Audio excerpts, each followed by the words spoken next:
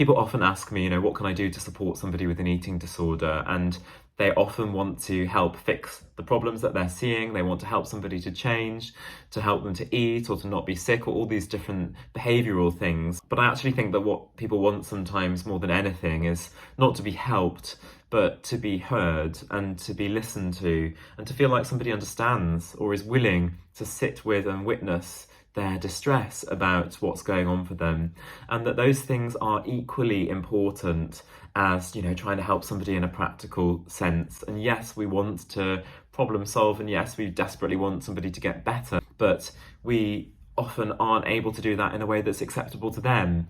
And so the prerequisite for that is, I think, a trusting relationship. I really believe in relationships, both professionally and personally, as the vehicles for change. They can really help people to change, but they have to be relationships that are built in trust, and trust can take a long time.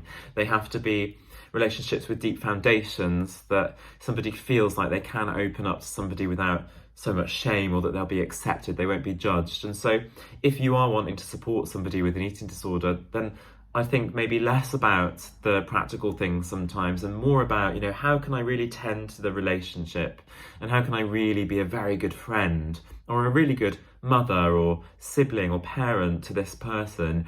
And then that might eventually be the relationship through which they can really, really try and make progress with their recovery.